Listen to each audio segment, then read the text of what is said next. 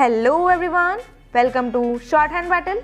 I am Divya and I am going to dictate you a passage of 840 words from Sir Kailash Chandra magazine at the speed of 120 words per minute. So be ready for the dictation.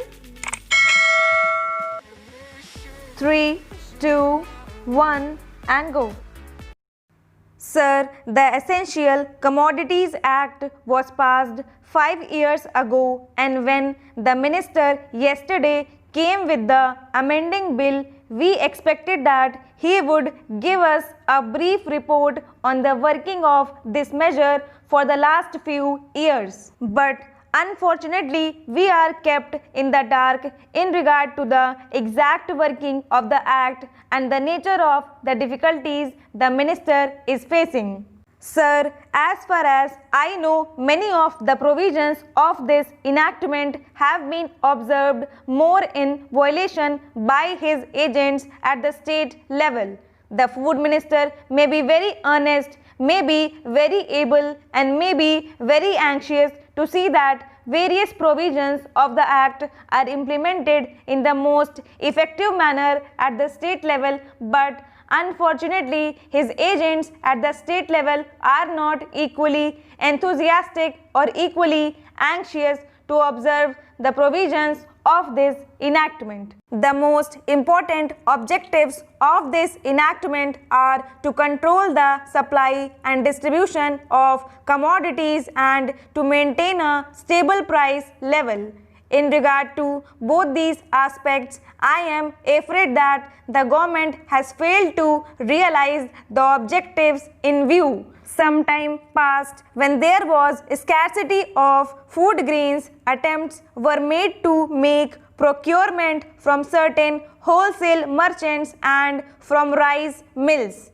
In my own state, I know of many instances of such procurement whereafter making known that certain things had to be done and certain steps had to be taken by the merchant community, nothing was done later on by the government when they found that these very orders of the government were violated. As a result of the violations, there was a consequent rise in the prices of food grains.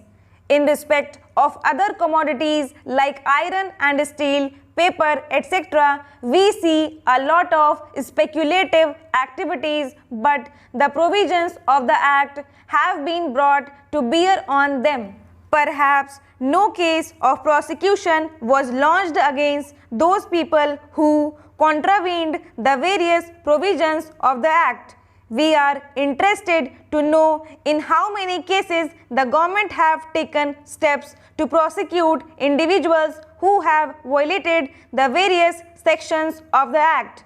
The minister said that the powers under the Act were not adequate. We sympathize with the food minister, but I want to know what action has been taken in this regard by the various state governments. In regard to the amending provision, I want to know from the minister what would be his difficulty even if minor offences are taken to courts of law. For instance, the Motor Vehicles Act deals with the various offences, both major and minor, and various minor offences under the Act are taken to courts and people are prosecuted. What is the difficulty in taking these cases of a minor nature to courts of law? There, the people will have some safety that they will get a hearing, and if the offences are really offences, then they would be prosecuted. Otherwise, they will be acquitted. Here, the minister says that there should be a security deposit. If there is a violation of a particular provision of the enactment, then the executive authority will have the power to confiscate a part of the amount or whole of the amount. We are clothing the executive authority with more powers. I do not grudge giving powers to the executive authority provided they are used properly and effectively and in a most fair manner.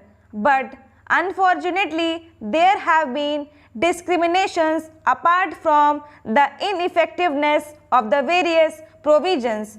Wherever these provisions were used, there had been discriminatory use of these provisions against a few or in a favor of a few.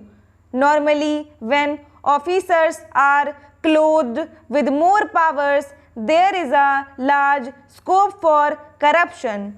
I feel that it would be desirable to avoid such malpractices, and it would be desirable, I think, that even for minor offences the parties should have a chance to defend their actions. I do not think that this problem of dealing with minor offences will become complex or complicated in any way if we take them to courts of law. I want a reply from the minister in what way he is suffering from a handicap in dealing with minor offences or offences of a technical nature. The honorable member made the point that even if this thing was acceptable to the House, he did not know what amount would be demanded as a security. So, the minister should tell us what amount is normally expected for a licensee in all cases and what the offences are which are of a technical or minor nature which he has in view. We are not told which are major offences and which are minor offences. Clarifications on these points are necessary. I wish that the act which came into effect long ago was implemented properly.